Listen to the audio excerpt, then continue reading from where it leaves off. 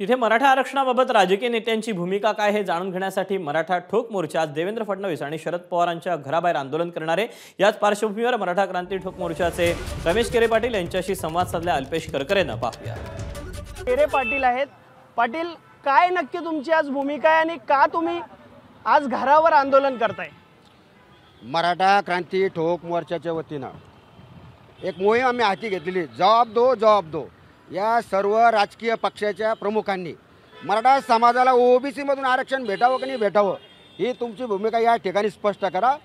मागच्या वेळेस आपण बघितलं असेल, आम्ही उद्धव साहेबांच्या मातोश्रीवरती गेलो, अजितदादांच्या विरोधात या ठिकाणी आंदोलन केलं आणि आता आज देवेंद्र फडणवीस साहेब यांना आम्ही जबाब विचारण्यासाठी चाललोय का जवाब दो फडणवीस साहेब, मराठा समाजाला ओबीसी मधून आरक्षण पाहिजे।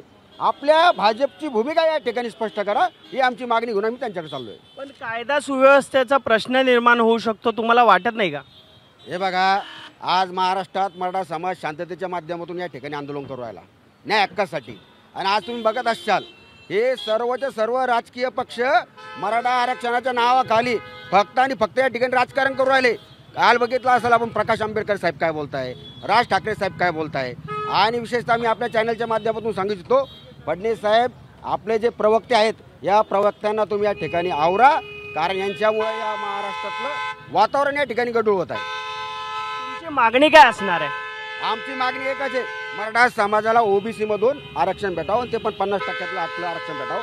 आपण एक 2-4 दिवसापहिले आम्ही चॅनलच्या माध्यमातून बघितलं का शरद पवार साहेब जे या राज्याचे 4 वेळेस मुख्यमंत्री राहिले, आमचा तर आरोप आहे का मराठा आरक्षणाची जर कोणी मारेकरी असेल तर हे शरद पवार आहे। कारण हे 4 वेळेस मुख्यमंत्री असूनही यांनी मराठा समाजाबद्दल आरक्षणाबद्दल एक शब्द काढला नाही। आणि 2 वेळेस मुख्यमंत्र्यांना या ठिकाणी भेटून नेमकी शरद पवार साहेबांच्या राष्ट्रवादीची काय भूमिका आहे ही पण त्यांनी स्पष्ट करावी।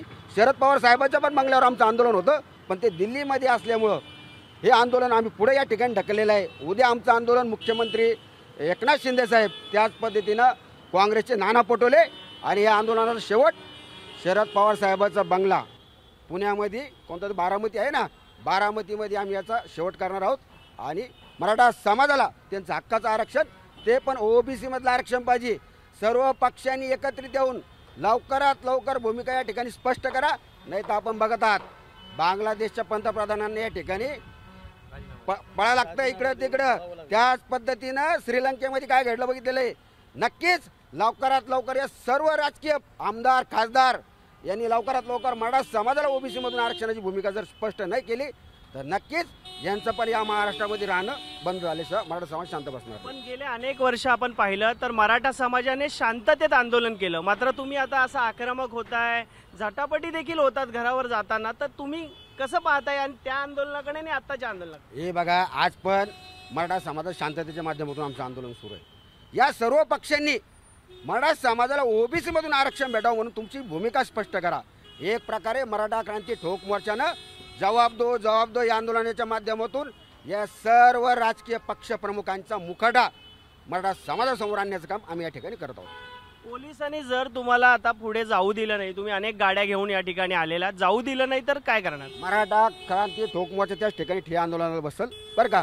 आपल्या चॅनलच्या माध्यमातून देवेंद्र फडणवीस साहेबांनी आमची या ठिकाणी भेट द्यावी आणि तुमची भूमिका मराठा समाजाला ओबीसी मधून आरक्षण भेटावं म्हणून ही भूमिका स्पष्ट करावी। यापूर्वी देखील आपण पाहिलं तर तुम्ही उद्धव ठाकरेंच्या घरावर देखील आंदोलन केलं होतं, त्यातून काय साध्य झालं नक्की आतापर्यंत, जे तुम्ही घरावर जवाब दो आंदोलन केलं त्यातून?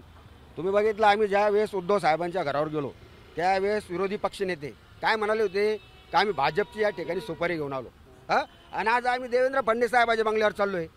कोणाच्या? देवेंद्र फडणवीस साहेबांच्या बंगल्यावर चाललोय। माझा अंबादास दानवे साहेबांना या ठिकाणी प्रश्न आहे का आता कोणाची सुपारी घेऊन आम्ही देवेंद्र फडणवीस साहेबाला मराठा समाजाला ओबीसी मधून आरक्षण द्यावं आणि जबाबदारी हे आंदोलन या ठिकाणी करायला चाललोय। आणि आपल्या चॅनलच्या माध्यमातून अजून दुसरं एक सांगितलं मी का प्रकाश आंबेडकर साहेब हे जे मराठा आंदोलन या ठिकाणी महाराष्ट्रात मराठा समाज ओबीसी मधून आरक्षण भेटावं म्हणून आंदोलन करत असताना आपण म्हणताय का शरद पवार याच्या पाठीमागे आहे काय? अजिबात नाही। याच्या पाठीमागं जे आमचे 350 मराठा बांधवांनी बलिदान दिलंय, आज तुम्ही बघताय ईसीबीसी आरक्षण गेलंय, ईडब्ल्यूएस आरक्षण गेलंय, मराठा समाजाला काय उरलंय? भोपळा उरलेला आहे। लवकरात लवकर आरक्षणाची भूमिका या ठिकाणी स्पष्ट करा. नसता येणाऱ्या काळात या महाराष्ट्रात उद्रेक झाल्याशिवाय राहणार नाही. तुमच्याप्रमाणेच ओबीसी देखील आक्रमक होण्याची चिन्ह आहेत, तर काय त्या बांधवांना तुम्ही आव्हान कराल? अहो, या महाराष्ट्रातला दलित बांधव आणि ओबीसी बांधव मराठा समाजाच्या आरक्षणाच्या बाजूने आहे. आणि जे आंदोलन करते हे नेते हे स्वतःच्या राजकीय स्वार्थापोटी आम्हाला काय आमदारक्या लढायच्या खासदारक्या पाहिजे का आम्हाला? या ओबीसी नेत्यांना आमदारक्या खासदारक्या लागत आहे म्हणून हे विनाकारण ओबीसी बांधवांचा या ठिकाणी वापर करत आहे. हे छगन भुजबळच्या माध्यमातून या ओबीसी नेत्यांचा वापर करून मराठा ओबीसी वाद लावण्याचं काम या महाराष्ट्रात जर कोणी करत असेल तर छगन भुजबळ करत आहे. तर आपण सध्या पाहतोय मराठा क्रांती मोर्चाच्या वतीनं आज मुंबईत उपमुख्यमंत्री देवेंद्र फडणवीस यांच्या घरावर जवाब दो आंदोलन करण्यात येणार आहे. मराठ्यांना आरक्षण देण्यासंदर्भात उपमुख्यमंत्री देवेंद्र फडणवीस यांची भूमिका नक्की काय आहे हेच या आजच्या आंदोलनादरम्यान जाणून घेणार आहेत. यापूर्वी आपण पाहिलं होतं उद्धव ठाकरे यांच्या घरावर देखील त्यांनी आंदोलन केलं होतं आणि सध्या हे सगळे लोक सीएसटी परिसरात आहेत आणि थेट आता ते देवेंद्र फडणवीसांच्या घरावर चाल करणार आहेत. सर, आज तुम्ही देवेंद्र फडणवीसांच्या घरावर मराठा आरक्षणासंदर्भात काय त्यांची भूमिका यासाठी चाललेला आहात, मात्र तुम्हाला रोखण्याची देखील पोलीस शक्यता आहे? मराठा समाजाला ओबीसी मधून आरक्षण भेटावं म्हणून मराठा क्रांती ठोक मोर्चाने या ठिकाणी एक मोहीम हाती घेतलेली आहे. सर्व पक्षीय नेत्यांनी मराठा समाजाला ओबीसी मधून आरक्षण भेटावं की नाही भेटावं ही तुमची पक्षाची भूमिका या ठिकाणी स्पष्ट करावं म्हणून ही मोहीम आम्ही जवाब दो या आंदोलनाच्या माध्यमातून सुरू केलेली आहे. आपण बघितलं असेल उद्धव साहेबांच्या पण बंगल्यावर आम्ही आंदोलन केलं, अजितदादाच्या बंगल्यावर आंदोलन केलं आणि आज या राज्याचे उपमुख्यमंत्री देवेंद्र फडणवीस साहेब तुम्ही या ठिकाणी भाजपची काय भूमिका आहे, मराठा समाजाला ओबीसी मधून आरक्षण भेटावं की नाही भेटावं या भाजपची पण तुम्ही या ठिकाणी भूमिका स्पष्ट करावी म्हणून आता आम्ही सागर बंगल्याकडे या ठिकाणी निघालो आहोत. पोलिसांनी अडवलं तर काय करणार पुढची पोलिसांना अडवलं तर इकडे आंदोलनाला सुरुवात करू, ज्या ठिकाणी अडवतील त्या ठिकाणी बसू आम्ही. आणि आपल्या चॅनलच्या माध्यमातून सांगू इच्छितो की गेल्या 2-4 दिवसापासून एक न्यूज चॅनलच्या माध्यमातून बघतोय आम्ही का शरद पवार म्हणता मी या ठिकाणी पुढाकार घेतोय. अरे पवार साहेब, या महाराष्ट्राचे 4 वेळेस तुम्ही मुख्यमंत्री राहिलात.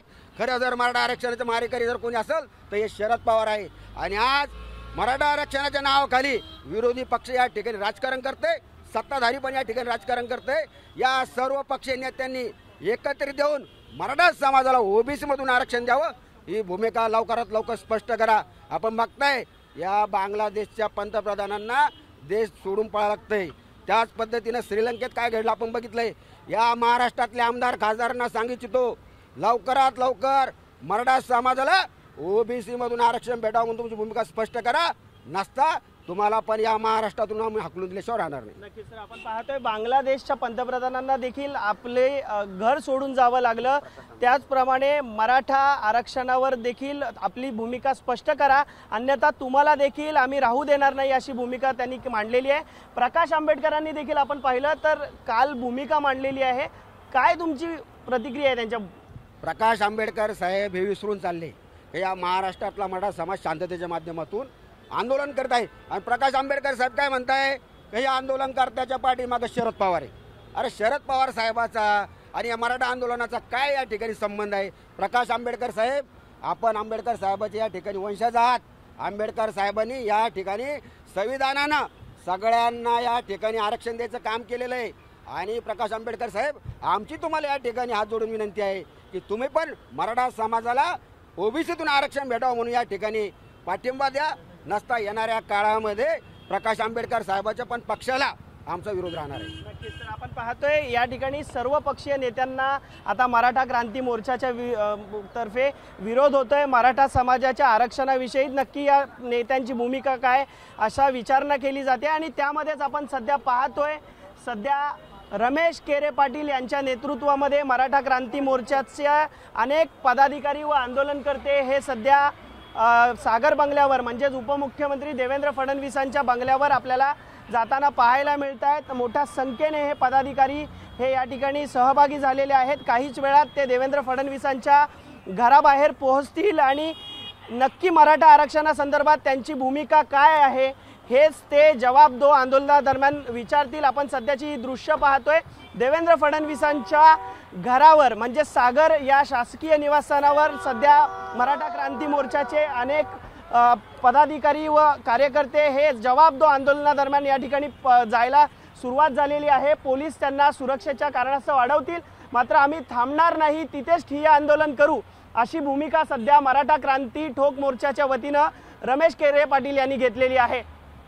कॅमेरामॅन विनय राजभरसह मी अल्पेश करकरे, एबीपी माझा, मुंबई. एबीपी माझा, उघडा डोळे बघा नीट.